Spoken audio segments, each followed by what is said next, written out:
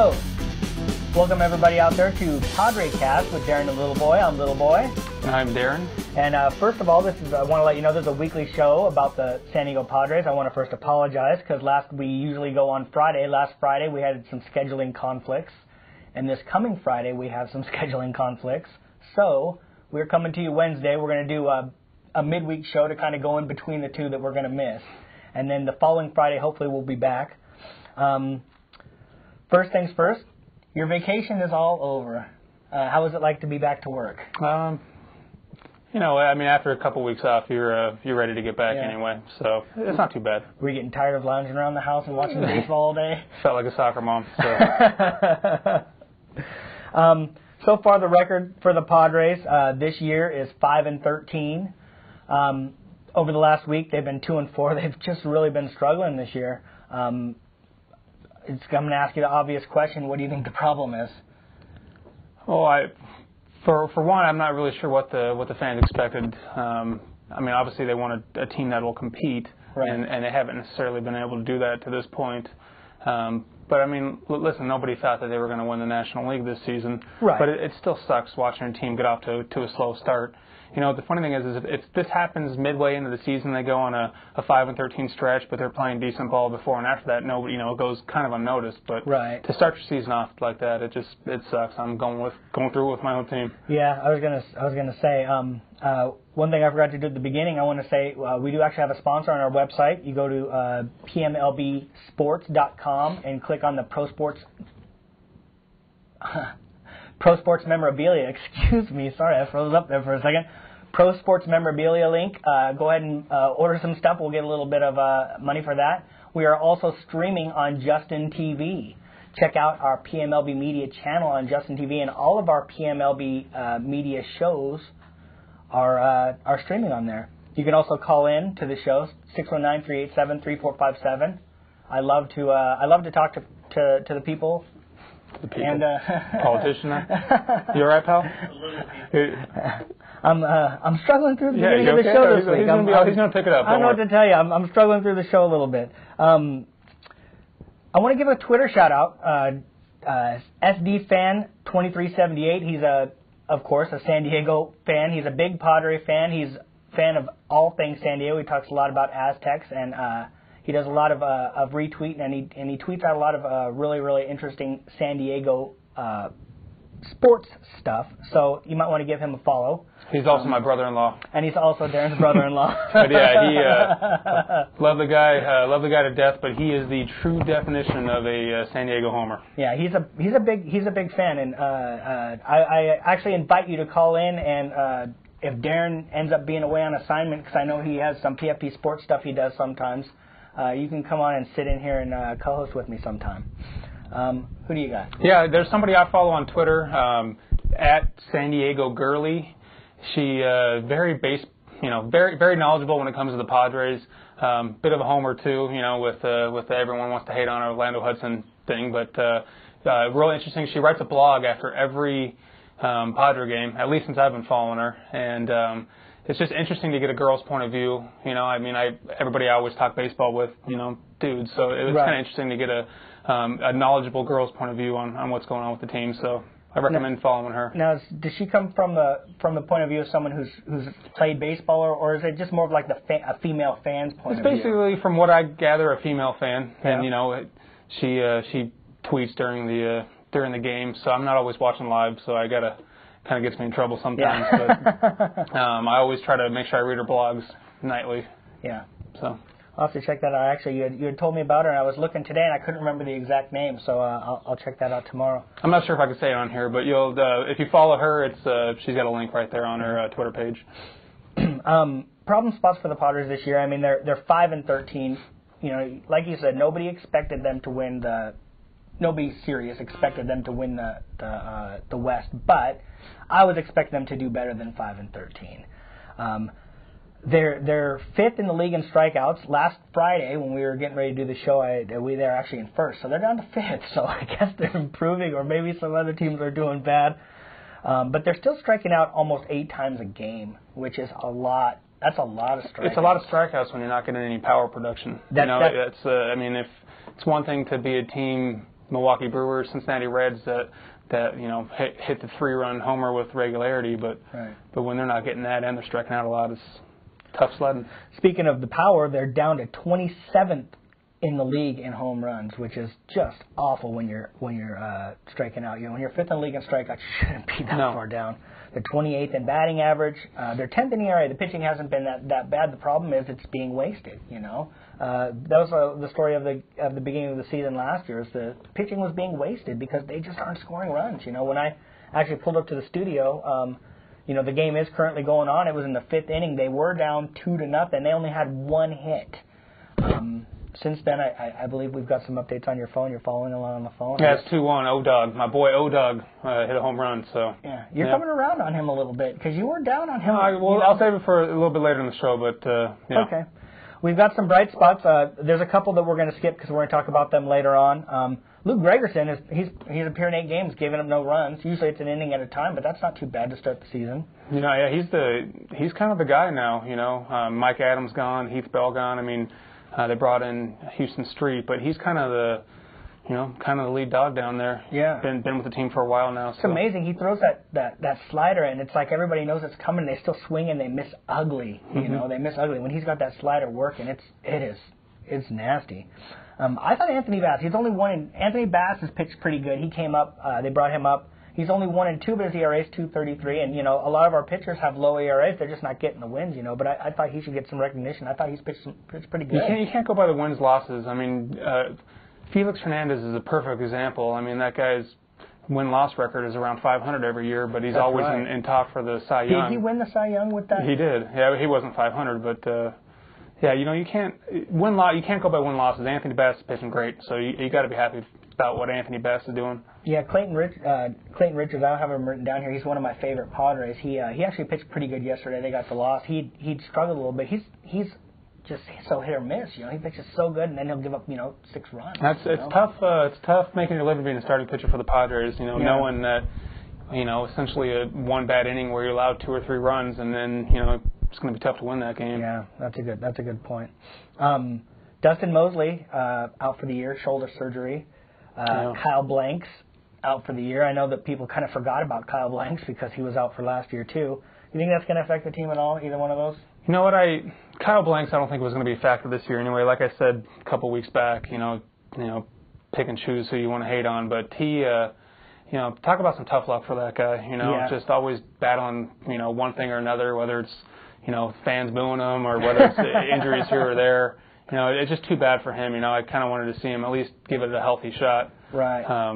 As far as Dustin Mosley, I mean, obviously it's no good when you lose somebody that you were counting on to be in your rotation. But the way Anthony Bass has come up and pitched, I really don't think it's going to affect the club that much if he can continue to pitch that way. Right. Mosley, they're talking like 14 months rehab. I mean, he's probably going to miss 2 years. When you think about 14 months from now. Well, what's that going to do for his career? I mean, let's be honest. He's not a lightning pitcher. I mean, it'd be interesting to see what happens. It'd be interesting to see if I'm not sure what his contract situation is, but it'll be interesting to see what happens with him. I was just more bummed out than anything for him because I think he's a solid 4 or 5 pitcher. He's going to come out and he's just a solid pitcher. Yeah, it's a bummer that happened to him. It's funny. He really got his opportunity when he came over to the Padres because he was I think it was came over from the Yankees. Yeah, and he was just like a bullpen spot starting kind of guy. So for him to put together a pretty good year, when given the opportunity. At one point last year, he was our best pitcher. Yeah, that's too bad. It's too bad. Yeah. I'm going to wedge in something here that I didn't have in the original show notes. I want to talk about something we had talked about in the past.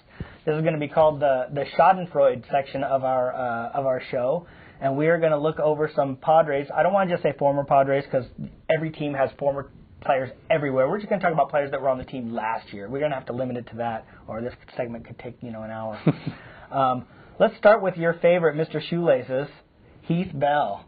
Heath Bell so far this year. He started out a little bit rough. He's 0-2. He does have 2 saves, and he's blown 2 saves. ERA 7.2. Of course, that's going to come down, but what do you think he's going to finish this year with? He's actually turned it around. Those 2 blown saves were the first 2 opportunities of the year. He's converted his last 2. Yeah. So, I mean, he's a good closer. I imagine he'll be somewhere between 35-40 saves when it's all said and done. You really think he's going to gonna hit that. Well, the thing is, the Marlins are gonna win a lot of games, so he's gonna have a lot more opportunities. Yeah, the Marlins, and plus, he's in a very what's looking like a very pitcher-friendly park. I mean, it takes quite a shot to get one out of there. The funny thing is, the 2 saves that he's blown, weren't they both 3-run leads? Yeah, they were both bad. I mean, that's why he really crapped the bed. That's why his ERA is so high, because he came in and threw a couple scoreless innings for his 2 saves, but. At the end of the day, I mean, he's a good closer, all-star caliber. He's going to put up his numbers. Matt Latos, his last start I know was good, but he's 4 starts. He's 1-2 with a 5.64 ERA. Love it. I guess the Reds aren't scoring enough runs for him. He's probably pretty upset about that. Yeah, I wonder who he's beating up in the clubhouse. That's such a big. Both of these guys, I'm such big fans of when they're Padres, and I just like to see them do really bad. Aaron Harang.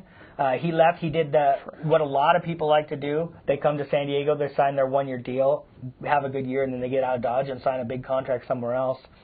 He's had 4 starts. He's 1-1 with a 5.16 ERA. He's got 25 strikeouts, but the funny thing about that is 13 of them came against the Padres in that one game where he had 9 in a row. He's not having a very solid year. Do you think that he's gonna? You think he's just going to be middle of the road guy? You think he's going to be a 500 pitcher? What do you think? The thing is, he's gotten off to a bad start on a team that wasn't expected to do much, but is actually really doing good. Right. I mean, the Dodgers are up there with some of the best teams in the league. Yeah. So the fact that he's gotten off to, if the Dodgers were 500, no one would really be looking at it. But listen, I don't think Aaron Harang is that good. If I'm being honest, I think his best years are behind him.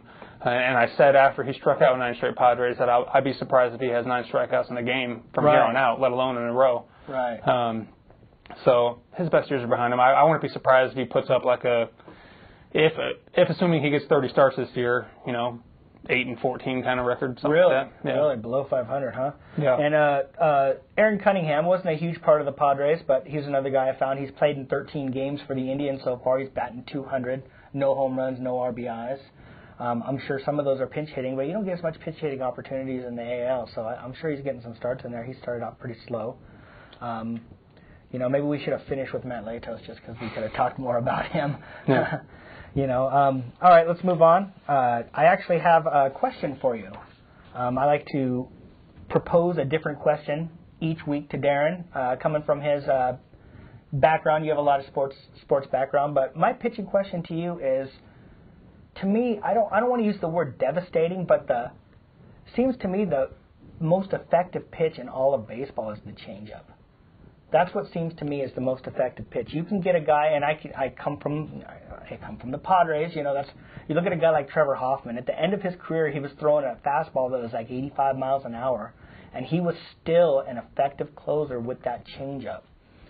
Why don't more pitchers throw that changeup? I mean, you look at a guy like Tom Glavine. He didn't throw the ball hard. He lived on the changeup. There's a lot of really good pitchers right now that live by the changeup. Jamie Moyer, for crying out loud. He was throwing the changeup. I mean, I thought his fastballs were changeup. He was throwing changeups. Yeah.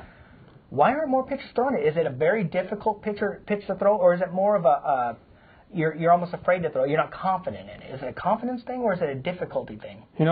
First off, the best pitch in baseball is strike one. So if it's a changeup or fastball, all right, regardless. But the best pitch is a well-located fastball. The changeup, to me, should be something every kid learns from a young age. I mean, it's so easy to throw on your arm. It's not like a slider or a curveball or a cutter. Those are just the problem with throwing sliders and curveballs is just so easy to throw it wrong, and that's when you get your elbow injuries. I mean, when thrown correctly, you shouldn't have that problem. But the changeup to me is, you're right, is the most effective off-speed pitch, and you see good changeups, and they completely fool hitters. Edison Volquez has a phenomenal changeup, and I've seen some ugly swings. Yeah. Steven Strasburg comes to mind. I mean, that guy's throwing 100 miles an hour, and then he drops a 88-mile-an-hour changeup. Yeah, exactly. And it's unhittable. It's unhittable when a guy's throwing his changeup for strikes. So, to be quite honest with you, I think everybody should at least flirt with it. Problem is, you start getting it up, you start hanging over the middle, and it's an absolute home run pitch. Right, and is that the thing? Is it a release thing? The producer just put on our board up here, Hoffman was the best. I think Hoffman probably was the best that I've experienced watching with the changeup. It's just because I can say, like I was saying before, 85-mile-an-hour fastball, it's a lot easier to adjust when somebody's not throwing that fast, and they still looked disgusting. They looked, Mark Grant used to call it the icky pitch, and it was amazing. But I just don't quite understand it. Is the fact that you can't, that more people aren't throwing it, and I think it's a confidence thing, or maybe a release point thing, or if you maybe like you said, if you don't have it absolutely perfected. It's not a comfortable pitch to throw for some people. I mean, for people who don't know, you're practically palming the ball. Right. So it's a lot different than your fastball grip. But, I mean, for some pitchers, it's just not a comfortable pitch to throw. And, I mean, you could get away with a hanging fastball, sometimes a hanging curveball. But a lot of times, if you throw that changeup belt high right over the middle, especially to a big league hitter, I mean, they're going to absolutely smash it. So maybe that's the reason. Yeah, they also call it a palm ball, too. That's right. There's a bunch of different grips. I actually looked up on the internet some pitching grips on the screen in back of me. I hope the producer got that picture up there because they did have the palm ball. I think that you see it up there. Yeah. Ed Whitson, I think, used to throw the palm ball, or Eric Shoutout did also.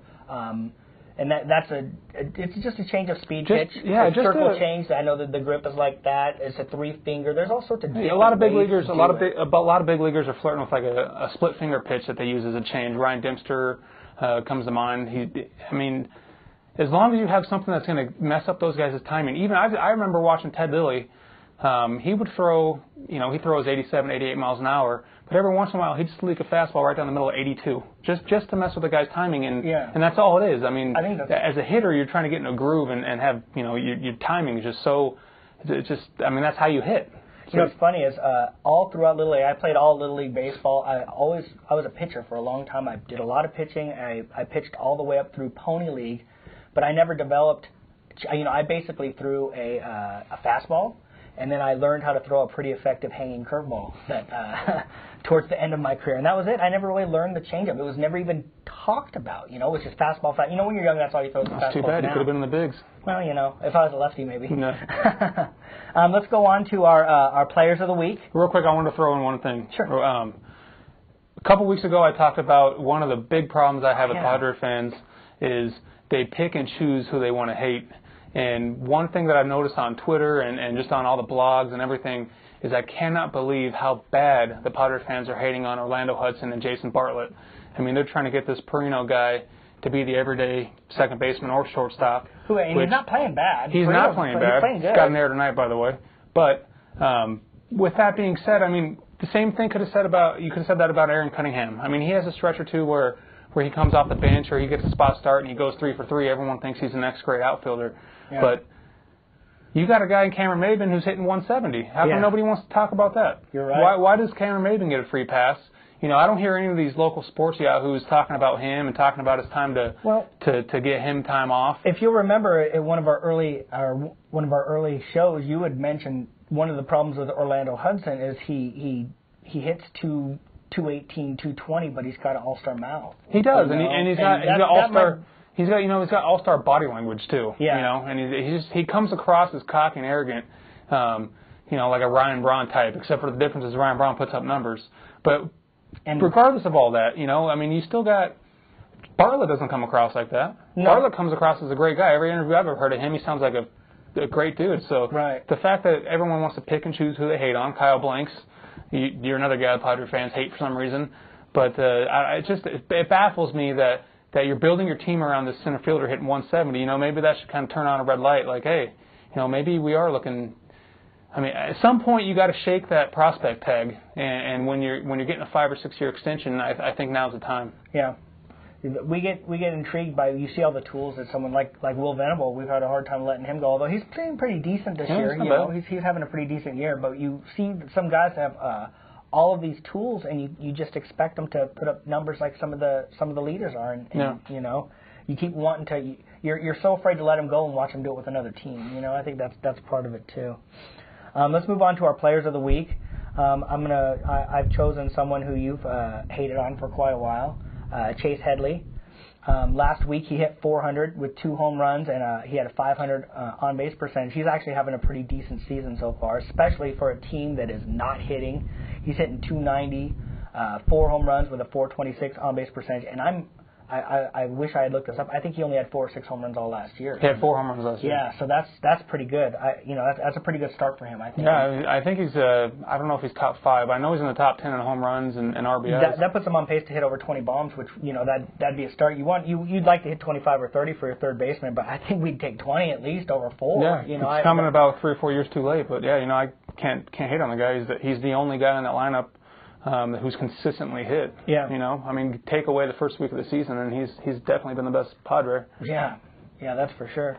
Who do you got for your my player of the week, Corey Lukey. A lot of you guys probably think I'm on his junk. It's because I am. Yeah. The guy's just a phenomenal pitcher. He's had a really rough start. The first 2 starts, he was just walking people, leaving the ball over the middle of the plate. But I didn't catch a lot of the Philadelphia series, but I'm pretty sure he outdueled Roy Halladay, if I'm not mistaken. He did? Did he? Yeah. He did. So, real quick, his last 2 starts, 15 innings pitched, 1 earned run, and 9 strikeouts. That's great. And he's coming 9 strikeouts for him is actually a little bit low. It is low because he gets a lot more strikeouts. It is low, but you know what? When you're giving up 1 earned run, 1 start, and then 0 the next, who cares if you're striking out anybody? I almost picked him just because I knew you wanted to. I almost stole that from you, but I didn't want to do that to you this early in our show. Maybe later on in the year I'll try and steal your guy from you. But Lukey, I've always liked him anyways. I'm not quite. Future ace of this team. Yeah, I've said it before. Yeah, they signed him to an extension too, I believe. Well deserved. Yeah, and if if Cameron Maybin can turn it around, I do really like him, and you're probably right. But what's turning around? I mean, I'm trying. Let's just assume he goes. Let's just play a little numbers game. Let's say he hits 240, 12 home runs. That's not good. No, it's not. He's got to hit like 270. He's got to be in the 270s, I think. People. I'm not trying to hate on the guy. I think he's a great talent, but you got to shake that prospect tag. You can't keep on going your whole career. I remember when they traded for him, and you said this guy. I didn't know anything about him, and you said this guy is good. You guys got a good guy coming. He's a good ball player.